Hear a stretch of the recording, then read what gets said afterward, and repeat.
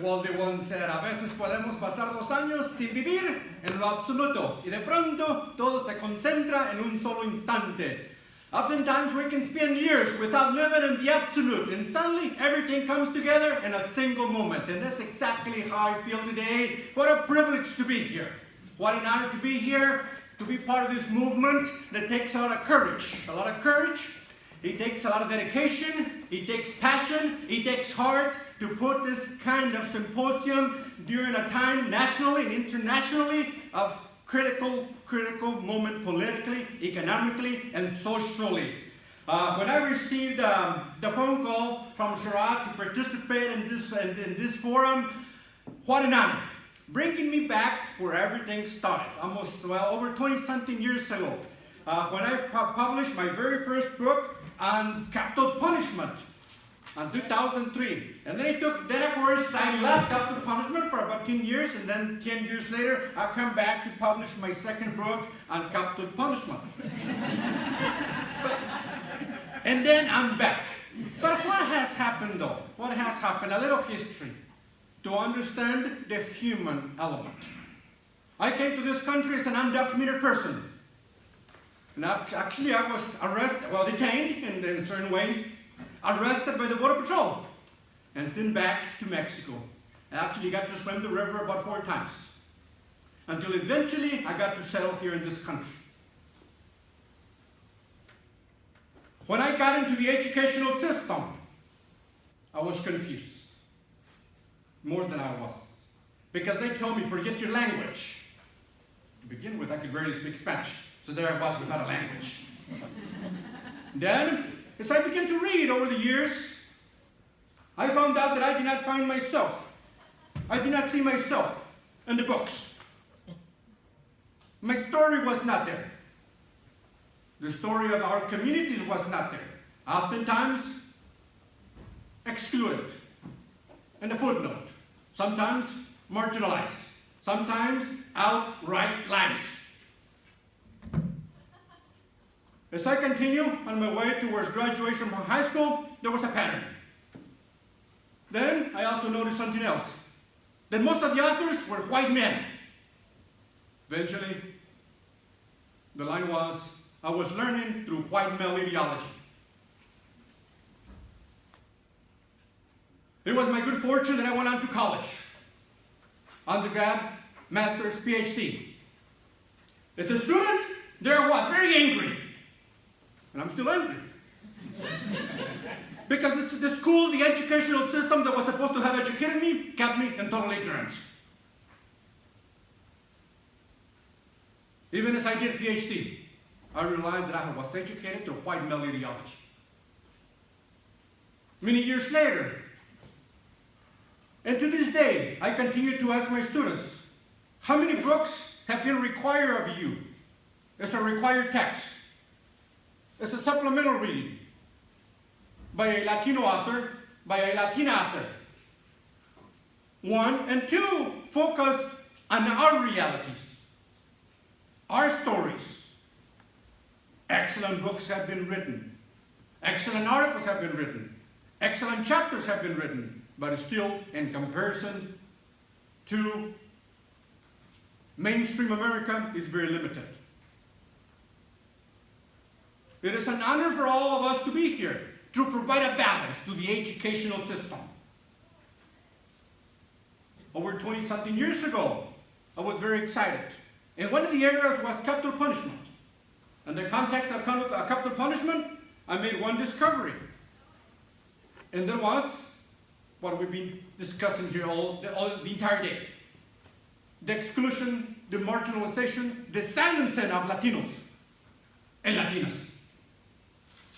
And one of those areas, what some people will call the extreme, the punishment of last resort, capital punishment. And that was my focus. 20-something years ago. But then I noticed something else that complicated my life even more. Who is a Latino? Do I look like a Latino? Luckily, I don't have an accent. Or Victoria's gone now, right? from earlier today. Who is a Hispanic? Do I look Mexican?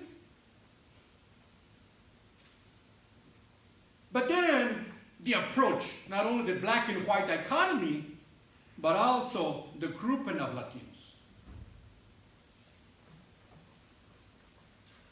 Within the Latino community, the Latina community, we have somewhat neglected the differences, which are in essence differences of experiences, from Cubans in the area of Miami, Florida, to Mexican Americans, to Puerto Ricans, to people from South America, from Central America. So in the area of capital punishment, my early research, and even now, was to try to who are these individuals. We talk about the data throughout the day today. The coding of the data by government agencies, from the local police to state agencies to federal agencies. That makes it very difficult to understand who we are and identity. Our own experiences. So that's what I've done. And of course find out, for example, in the context of death penalty, one for this particular paper was find out the exact identity, ethnicity of Latinos who have been executed from 1977 to of course 2018. And what we have discovered was that, of course, of those 127 Latinos, 103 were Mexican Americans. Almost all of them. In addition to that, by the way, very quickly, some of the issues that we found was oftentimes prosecuted, convicted by all white juries. Sometimes no competent interpreters. And sometimes the interpreters actually giving advice to the defendant, knowing the judge, you better go ahead and plead guilty to avoid the sentence of death. Mentally ill people, uneducated, poor, with no resources, and of course sometimes undocumented. Violation of civil rights, like Article 36, innocence, lack of resources, and of course the stereotypes by the media, politicians, and so on and so on.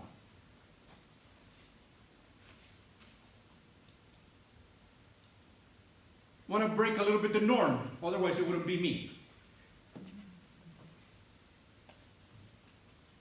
And for me, it's about the educational system where everything begins. And it is time right now to react. Nationally, there's action by the president and his administration. It is time for us to react. It is time to focus on the educational system. For example, Latino access to higher education. But go beyond there. How do we decolonize the colonial mentality of the system in ourselves? Earlier today, somebody was talking, right? The school to prison pipeline. And Julia Mendoza mentioned the significance. It is time that we write our own books. And she has to push and overcome the obstacles of research and the publishing process that Nicole earlier mentioned. We also need to look very closely at the ethnic realities of minorities, of Mexican Americans and Latinos in general. We need to engage, and this is more of a message for the younger folks here and those who are watching via television. What have we been discussing here the entire day? So during the 1 minute that I have, we have to begin our own movements, our own initiatives. We need to begin our own radio stations, our own television stations, our own platforms through the new,